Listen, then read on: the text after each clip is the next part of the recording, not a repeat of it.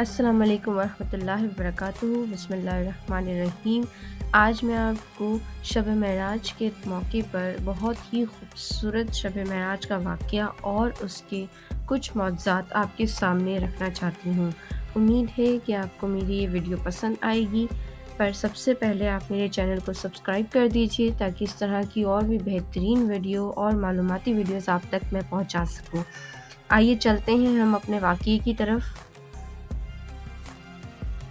امام ابن کثیر نے اپنی تفسیر میں آیت مذکورہ کی تفسیر اور احادیث متعلقہ کی تفسیر بیان کرنے کے بعد فرمایا کہ حق بات یہ ہے کہ نبی کریم صلی اللہ علیہ وسلم کو سفر اسرار بیداری میں پیش آیا، خواب میں نہیں۔ مکہ مکرمہ میں بیت المقدس تک کی سفر براق پر ہوا۔ جب دروازہ بیت المقدس پر پہنچے تو براق کو دروازے کے قریب باندھ دیا اور ایک مسجد بیت المقدس میں داخل ہوئے، اور اس کے بعد قبلہ کی طرف تحتہ المسجد کی 2 رکعت ادا فرمائی۔ اس کے بعد ایک زینہ لایا گیا جس میں نیچے سے اوپر جانے کے درجات بنے ہوئے تھے۔ امام ابن کثیر نے اپنی تفسیر میں آیت مذکورہ کی تفسیر اور احادیث متعلقہ کی تفسیر بیان کرنے کے بعد فرمایا کہ حق بات یہ ہے کہ نبی کریم صلی اللہ علیہ وسلم کو سفر اسرار بیدار اس زینے کے ذریعے آپ پہلے آسمان پر تشریف لے گئے، اس کے بعد باقی آسمانوں پر تشریف لے گئے۔ اس زینے کی حقیقت تو اللہ تعالیٰ کو ہی معلوم ہے کیا اور کیسا تھا۔ آج کل بھی زینے کی بہت سی قسمیں دنیا میں رائج ہیں۔ ایسے زینے بھی ہیں جو خود حرکت میں لفٹ کی صورت میں زینے بھی ہیں۔ اس معجزانہ زینے کے متعلق کسی شک و شبہ میں پڑنے کا کوئی مقام نہیں۔ ہر آسمان میں وہاں کے فرشتوں نے آپ کا استقبال کیا، اور ہر آسمان میں ان انبیاء علیہ السلام سے ملاقات ہوئی جن کا مقام کسی معین آسمان میں ہے۔ مثلاً 6 آسمان میں حضرت موسیٰ علیہ السلام، 7ویں آسمان میں حضرت خلیل اللہ ابراہیم علیہ السلام سے ملاقات ہوئی۔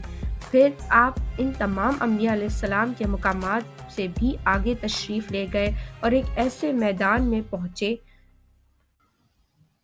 جہاں قلم تقدیر کے لکھنے کی آواز سنائی دے رہی تھی، اور آپ نے سدرۃ المنتہا کو دیکھا جس پر اللہ جل شان کے حکم سے سونے کے پردے اور مختلف رنگ کے پروانے گر رہے تھے، اور جس کو اللہ کے فرشتوں نے گھیرا ہوا تھا۔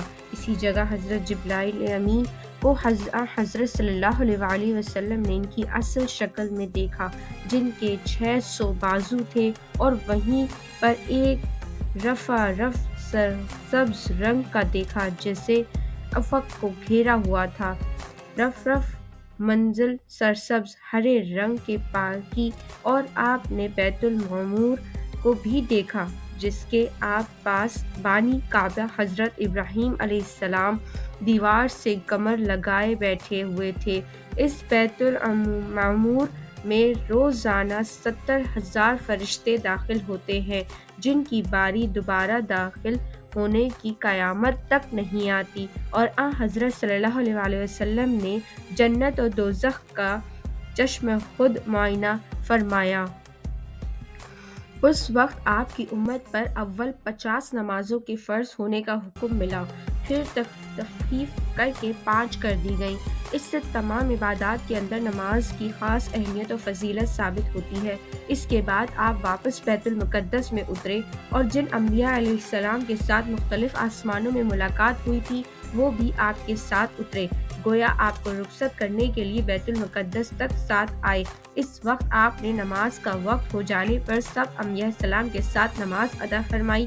یہ بھی احتمال ہے کہ یہ نماز اسی دن صبح کی نماز ہو۔ ابن کثیر رحمۃ اللہ فرماتے ہیں کہ یہ امامت انبیاء کا واقعہ بعض حضرات کے نزدیک آسمان پر جانے سے پہلے پیش آیا ہے، لیکن ظاہر یہ ہے کہ یہ واقعہ واپسی کے بعد ہوا، کیونکہ آسمانوں پر انبیاء علیہ السلام سے ملاقات کے واقعے میں سے یہ منقول ہے کہ سب انبیاء سے جبرائیل امین نے آپ کا تعارف کرایا۔ اگر واقعہ امامت پہلے ہو چکا ہوتا تو یہاں تعارف کی ضرورت نہ ہوتی، اور یوں بھی ظاہر یہی ہے کہ اس سفر کا اصل مقصد ملا اعلیٰ میں جانے کا تھا۔ پہلے اسی کو پورا کرنا قریب معلوم ہوتا ہے۔ پھر جب اس اصل کام سے فراغت ہوئی تو تمام انبیاء علیہ السلام آپ کے ساتھ رخصت کے لیے بیت المقدس تک آئے اور آپ کو جبرائیل امین کے اشارے سے سب کا امام بنا کر آپ کی سعادت اور سب پر فضیلت کا عملی ثبوت دیا گیا۔ اس کے بعد آپ بیت المقدس سے رخصت ہوئے اور براق پر سوار ہو کر اندھیرے وقت میں مکہ معظمہ پہنچ گئے۔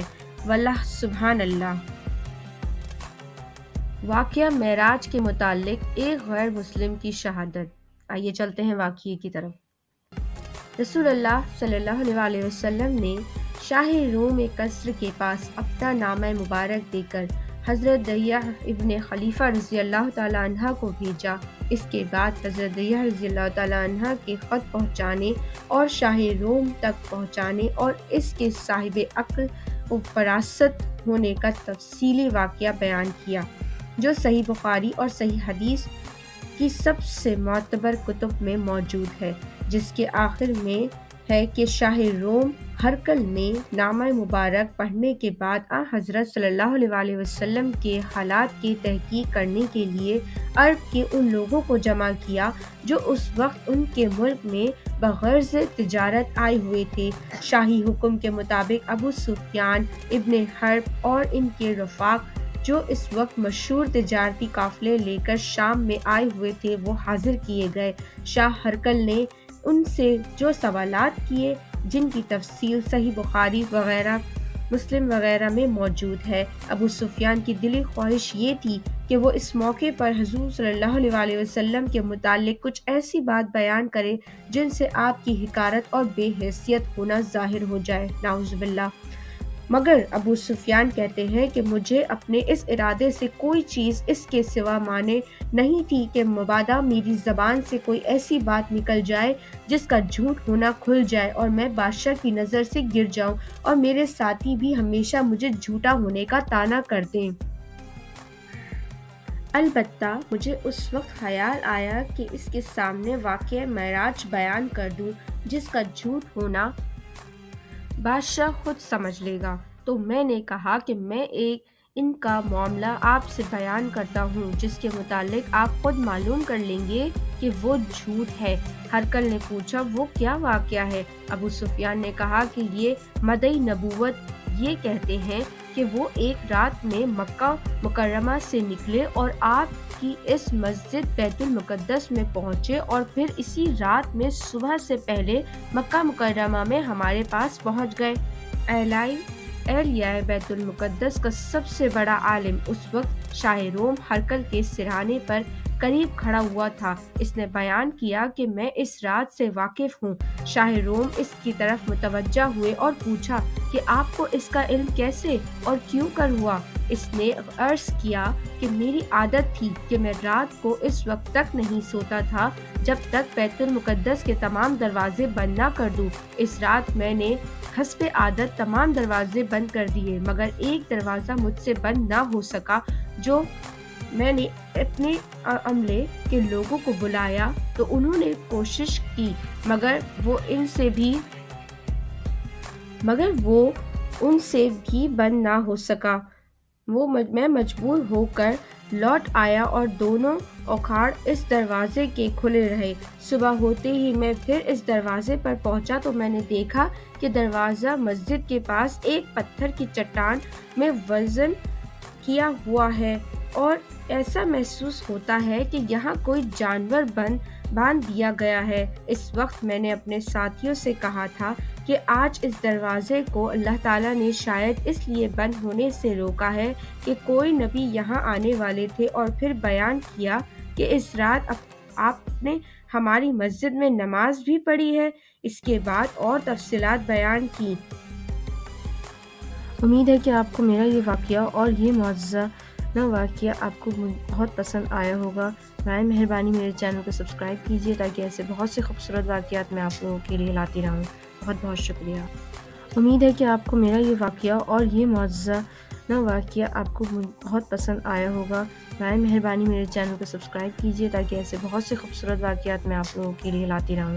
بہت بہت شکریہ۔ امید ہے کہ آپ کو میرا یہ واقعہ اور یہ معجزہ